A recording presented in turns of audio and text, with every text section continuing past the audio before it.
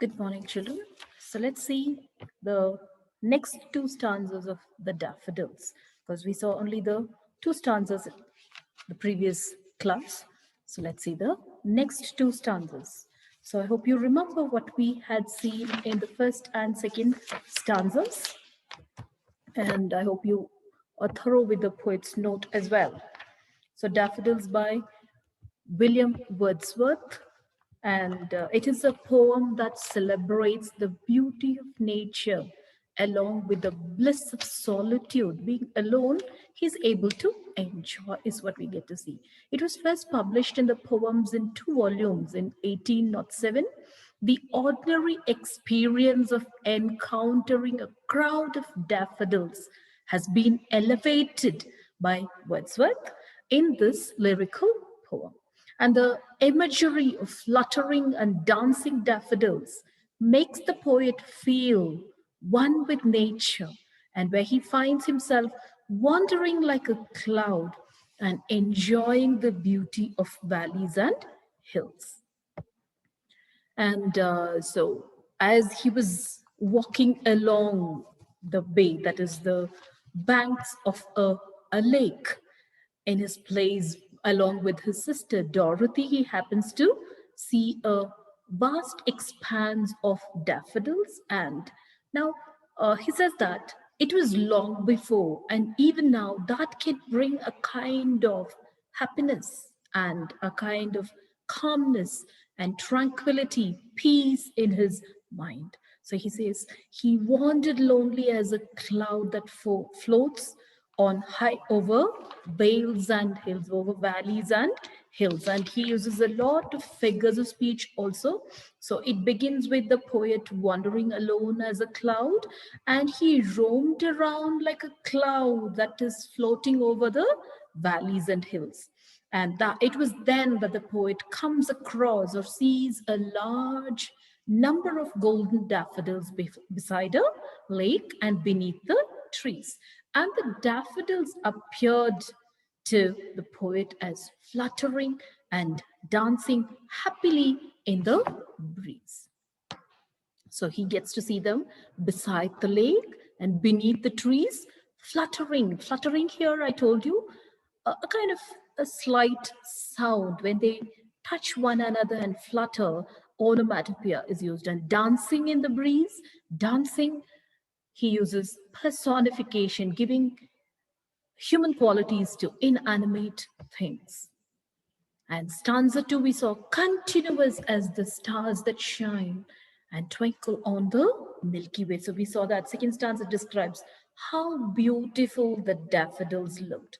And he has compared them with the continuity of stars that shine and twinkle in the night sky. And the daffodils appeared to be stretched endlessly along the margin of a bay.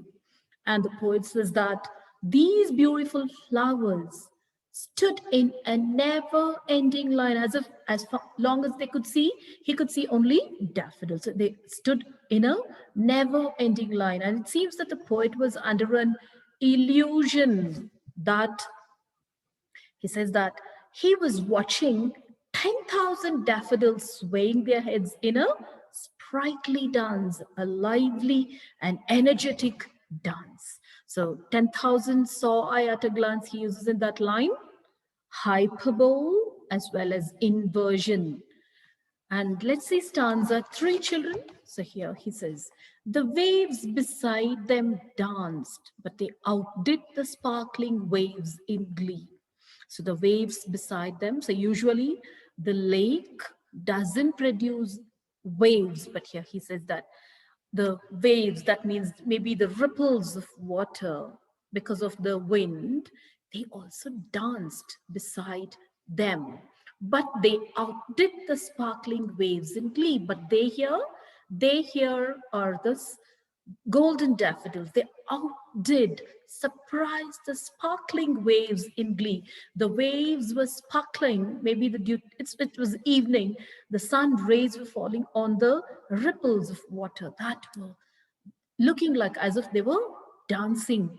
And these daffodils outdid the sparkling waves in glee. So they were able to outdo them. So that is, so here the waves beside them danced, but the daffodils outdid the sparkling waves in glee. So here the poet uses again personification, them and they refer to daffodils. And glee here, he means to say the great joy, a kind of strong feeling of happiness. A poet could not but be gay in such a jocund company. A poet, he could not help but be very glad, gay here, glad, happy, and excited in such a jocund company, such a cheerful company, dancing and throwing the colors in the sunshine. They are appearing like as if the real golden color was there. That is as if, as I told you, as if somebody melted gold and thrown on the stalks of this daffodil plant. They were really shining and twinkling, and to the stretch, a vast expanse they were spreading. And he says, I gazed and gazed, but little thought what well the show to me had brought. So he says that I gazed and gazed. Ger sound continued here, alliteration, children. He looked steadily, but little thought, was not able to, he could not think, did not, but little thought here, did not think what wealth the show to me had brought. So he continued to gaze at the beautiful scene, and he was so lost in the thought, the wealth of joy, its beauty, that he could hardly realize its worth. He realized it only when he was away from the sight, is what he says. What wealth, worth sound, W sound here is also alliteration. So he's wondering what wealth the show to me had brought. He's asking. So he's wondering. He was not able to realize the worth and the beauty when he was enjoying it real, in reality. But after he came out only, he is realizing the beauty of this golden daffodils when he was away from the real sight. So, what we see here in stanza 3 is the poet goes on to describe the enchanting quality of the daffodils, and the waves in the nearby lake. They seemed to be dancing and also sparkling due to the sun's rays falling on them. But the beauty of the thousands of daffodils surpassed the beauty of sparkling waves. Outdid, they surpassed. Okay, and um, so the poet feels that he could not be anything but be happy in such a gleeful company. The poet further says that all he could do was to stare at the daffodils, and the sight before him amazed him. So that is what we see in stanza 3. So let's see stanza 4. So here, this is what the waves beside them danced, but they outdid the sparkling waves in glee. So the sparkling waves here, it's because of the sun's rays. It was shining, but this beauty was nothing when we compared the beauty of the daffodils. So this is the last stanza of your poem. For oft when on my couch I lie, in vacant or in pensive mood, they flash upon that inward eye, which is the bliss of solitude. And then my heart with pleasure fills and dances with the daffodil. So he says, for oft, or for oft, for here, because oft here, often when on my couch I lie. When on my couch I lie. So when I lie on my couch, he uses when on my couch I lie. So here also he uses inversion. Couch here is a kind of a bed.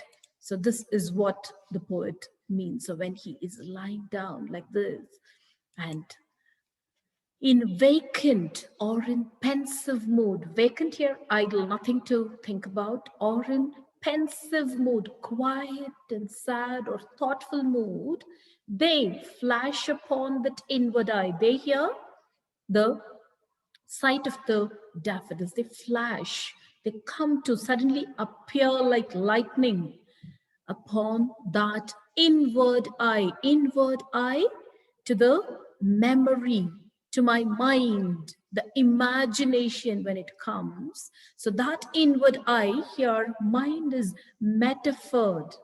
Okay, so which is the bliss of solitude, so which is the bliss even in loneliness that can bring complete happiness.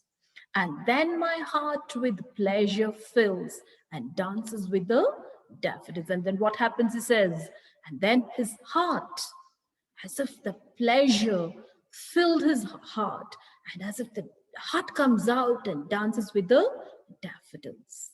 So the poet shares the joy of the daffodils imaginatively, even though he is now far removed from them.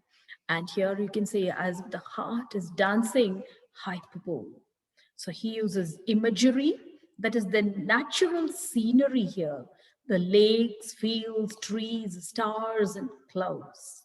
And then waves filled with joy on seeing the golden daffodils. And then the Milky Way is given to us for us to imagine. So visual imagery and color imagery also he has used. What are the colors we've seen here? White for the clouds, green hills and valleys, blue for the lake, silver for the stars, and golden daffodils. So he completely depicts the beauty of nature. And as I told you, the poem begins with the tone of pessimism, that is loneliness, wandering lonely. And it ends at the last stanza, we get to see he is so happy. So, pleasure of watching daffodils in the eyes of his mind, in that inward eye, in his imagination. So, that brings him happiness. So, optimism. The poem begins with pessimism and ends with optimism. So, you can see there is a clear shift from the past to present, how it had changed. And the rhyme scheme is used beautifully. It has a musical eloquence, A, B, A, B, C, C. And you see at each stanza as it ends, you can see it ends with a rhyming couplet, C, C. And see, we also get to see Dorothy in her diary journal. She described what she and Wordsworth had seen while walking near a lake at Grasmere in England in 1802 on the 15th of April. So he writes it a little later only, children. So the theme of the poem, if you see, it is nature, a source of eternal joy, and nature's healing power. So, the beginning of the poem, we saw that the poet was not very good in mood. He says that he's all alone, loneliness, melancholy. But later, the nature, even though he's not there at present, he feels that the imagination, the thought alone could make elate his spirit. So nature has healing power. So this is what we saw, uses of color and the pessimism, the loneliness, wandering lonely, and the poem ends with optimism, that is full of pleasure of watching the daffodils. And there is a clear shift from the past to present. So the summary of the poem as such, if you see, the poem talks about when the author was walking around through the hills and valleys, but he felt lonely. Suddenly, as he passes a lake, he saw a large number of golden daffodils waving in the breeze. They look like a continuous line of stars shining in the Milky Way, and the speaker's loneliness was replaced by joy. Later, whenever he was sad, he just thinks of the daffodils and his heart will fill with pleasure, and he would dance along with the flowers. So setting, William Wordsworth composed I Wandered Lonely as a Cloud, or the Daffodils poem, while he and his sister Dorothy were walking near a lake at Grasmere, Cumbria County, England. Cumbria is a district, county means district, and came upon a shore lined with daffodils. So, Daffodils, or I Wanted Lonely as a Cloud, is a lyric poem focusing on the poet's response to the beauty of nature. And the earlier version, wrote in 1804, 2 years after seeing the lakeside daffodils, that inspired the poem. It was published in Poems in 2 volumes in 1807. The final version was published in Collected Poems in 1815. So the characters of the poem in I Wanted Lonely as a Cloud or in Daffodils, the daffodils are like little yellow people who keep the speaker company when he's feeling lonely. The happiness of the daffodils can always cheer him up, and he can tell that they are happy because they dance. Some variation of the word dance occurs in each of the 4 stanzas. Also, the speaker is taken aback by how many daffodils there are, and we often think of daffodils as a flower that people plant in their gardens in the springtime. So it would be surprising to come upon thousands of them by an isolated lake. So that is what he feels. And this is what is an excerpt from Dorothy's journal. When we were in the woods beyond Gowbarrow Park, we saw a few daffodils. This is Gowbarrow Park, children. And we saw a few daffodils close to the waterside. We fancied that the lake had floated the sea ashore and that the little colony had so sprung up. But as we went along, there were more and more, and at last, under the boughs of the trees, we saw that there was a long belt of them along the shore, about the breadth of the country turnpike road. So, to the breadth of a road, a long, broad road. I never saw daffodils so beautiful. They grow among the mossy stones about and about them. Some rested their heads upon these stones as on a pillow for weariness, and the rest tossed and reeled and danced and seemed as if they verily laughed with the wind that blew upon them over the lake. They looked so gay, ever dancing, ever changing. And this window blew directly over the lake to them. There was here and there a little knot and a few stragglers a few yards higher up, but there were so few as not to disturb the simplicity and unity and life of that one busy highway. We rested again and again. The bays were stormy, and we heard the waves at different distances and the middle of the water like the sea. That means the waves were dancing, is what she meant. So Dorothy Wordsworth, Grasmere Journal, Thursday, 15th of April, 1802. So this was her own writing from her diary or journal. And this is what we understand, that he and Dorothy happened to be on a walk towards or along the lake or beside the lake, and they get to see that. And that's what he recalls and writes or that's become an inspiration for him to write this poem.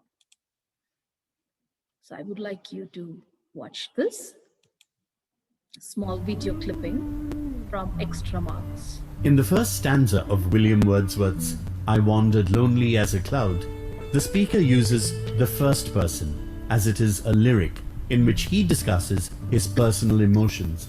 This also helps him in involving the reader in what he has to say.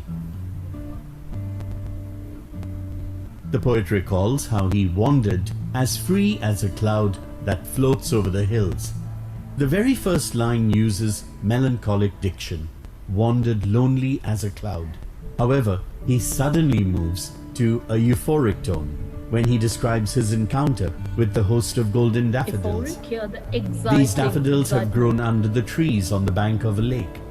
He uses descriptive imagery when he says that the flowers appeared to be dancing as the breeze tossed their heads.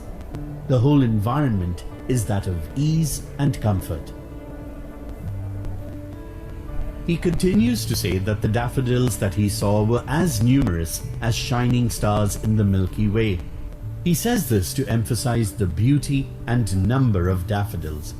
It also seems to suggest that their beauty is not earthly, but they have a rather mystical beauty, which resembles the ethereal beauty of the stars.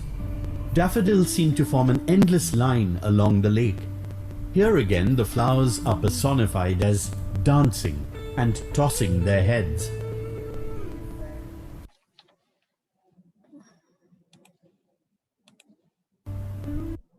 So that is it, children. So stanza 4, we saw that in the end of the poem that tells the readers of the extent to which he was captivated by the beauty of the daffodils. The poet says that whenever he lies down on his couch in a contemplative mood, in a sad or melancholic state, the memory of the daffodils flashes in his mind and brings him happiness. And his loneliness is overtaken by the images of daffodils, which fills his heart with pleasure and makes him feel as if he were dancing along with the daffodils.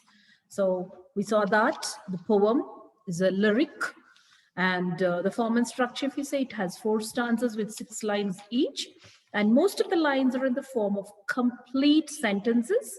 The full stops are not put at the end of each line. They are put at the end of the last line of the stanza.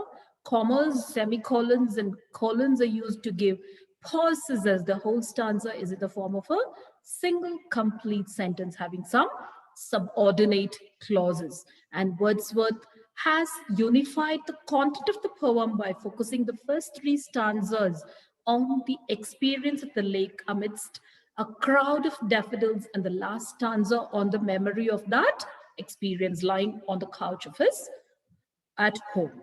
And rhyming scheme, we saw, it has a musical eloquence. The rhyming pattern followed in this poem is that in each stanza, the first line rhymes with the third, the second with the fourth, and the fifth and the sixth. They form a rhyming couplet. So A, B, C is what we get to see. So imageries he uses, personification, alliteration, simile, metaphor, onomatopoeia, hyperbole, all these are used. So go through the video once again and check if you still have doubts, you may clarify anytime. Thank you, children. Good day.